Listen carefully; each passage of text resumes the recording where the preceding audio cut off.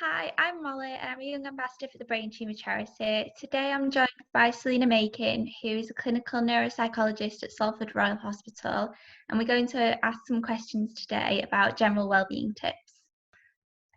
Looking after our wellbeing is always important, but especially now more than ever. What advice would you give to someone who's been diagnosed by a brain tumour or their loved ones? Yeah, absolutely right. It's really, really important. And I think most of the advice isn't necessarily specific to people with brain tumour or even their loved ones. I think there are some sort of general principles that are really important for all of us. And one of the main things, which is this sense of needing to have a routine and the importance of getting into a routine. And it doesn't need to be, kind of a really detailed plan for the day, but just generally having something to do on specific days. So it might just be kind of changing the bedding on one day, or making a shared meal together, or enjoying a shared meal together on another day. And just kind of, there could be things that you do together with the people you live with, or something that you do on your own, but just popping those into a routine is really important. Kind of thinking specifically around brain tumour, motivation is one of the things that's so often affected for people. And so I think sometimes having something jotted down for the day, almost like, oh, today this is what I want to achieve, or this is the one thing I want to do today, can sort of spur them on and give them a sense of achievement at the end of the day as well.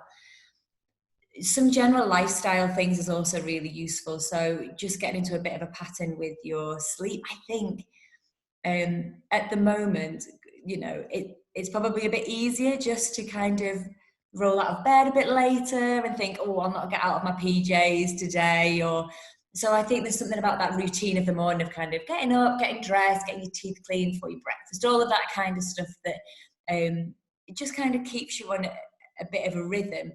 And just general principles about your sleep. So trying to go to bed at about the same time, not staying up too late, maintaining some form of activity, trying to have a balanced diet, although sometimes that needs a bit of a shift, I think, from our usual plans at the moment, because we can't always get the things that we would like to have at the supermarket. When thinking about carers, I always kind of struggle a little bit with that as a term, because a carer is usually a husband or a wife or a mum or a dad or a child.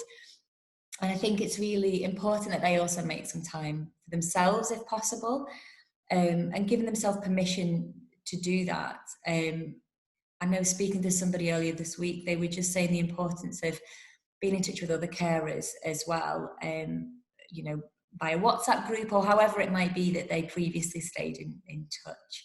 We know at the moment there's so much more uncertainty around, so that can often lead us to feeling a bit out of control or worrying. So I think my last two kind of top tips in that sense would be limiting the amount of news that it can almost be overpowering. There's so much on the news at the moment, so maybe saying, I'm going to limit the time I'm watching the news for, and limiting social media. What are the signs that our wellbeing might have been affected?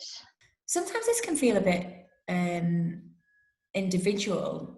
However, probably an increase in worrying or anxiety, or conversely, or a dip in mood, which can result in kind of further reduced motivation or a change in appetite, sleep pattern, perhaps even tearfulness. So I think there can be some quite noticeable physical changes that would be present as well. Or spending more time kind of in your head thinking things over can often be one of those. So maybe disengaging a little bit. For some people, becoming a bit more easily irritated or frustrated can also be some of the signs. So sometimes it actually takes other people to pick up on those things. So sometimes it's listening to other people around you as well, who might say, oh, you just seem a bit off today, or you don't seem, quite yourself. If someone might have identified with what you've just said, what sort of advice would you give to help with that? Yeah, again, quite individual, but at the moment, I think one of the things that is almost like a mantra that's been quite helpful, is that this will pass. So a bit of reassurance that this will pass can be helpful. And I think normalizing some of these feelings, that this is a difficult, unusual and often frustrating situation. I think a really positive action would be to connect with others. So although physically we can't always be in contact with people in the same way as we have been, especially for people who live alone, but if there is another way to connect socially with people, loved ones, or even colleagues, I often refer to kind of dropping anchor. So it's a term that's often used in acceptance and commitment therapy. I don't know if you're familiar with it, but it's sort of a way of recognizing that at the moment the sea might feel a little bit rough. So sometimes we need to just drop anchor and ride that out a little bit. And that sort of is a way of being in the present moment a bit more. So, a really quick, easy thing for people to do is just kind of remind yourself not to get too caught up with that sea of thoughts, and drop anchor, and maybe sort of use a 5, 4, 3, 2, 1 process. So notice 5 things that I can see, and really kind of think about that in great detail, and go into that in great detail. And 4 things I can touch, and 3 things I can hear, 2 things I can smell, and 1 thing I can taste. And that just kind of is a way to drop anchor when everything sort of feels like you're on this sea and it's a bit stormy. Another thing to try is a breathing exercise. You can find them from a quick internet search, or again just going back to basics. So having a routine, thinking about your sleep, doing something that's important to you every day, and maintaining a diet, a good diet. That's really cool. I really like the whole like dropping anchor thing. That sounds cool. Yeah, it's really helpful. It's really useful. What would be your top tips for coping at the moment? Yeah, so I would say a couple of things. Firstly, just back to basics. So nice sleep routine, maintaining a good diet, and I would also say doing what matters to you, doing the most important thing in the here and now. And I would also say don't be shy in reaching out to others if you are struggling, whether that's family members or friends or professionals. There is support still available, that if you did feel you wanted some extra support, that is also present. I feel like quite a lot of people like going out and doing things is kind of their way of like being distracted, isn't it, a lot of the time, especially when they've had a diagnosis like this.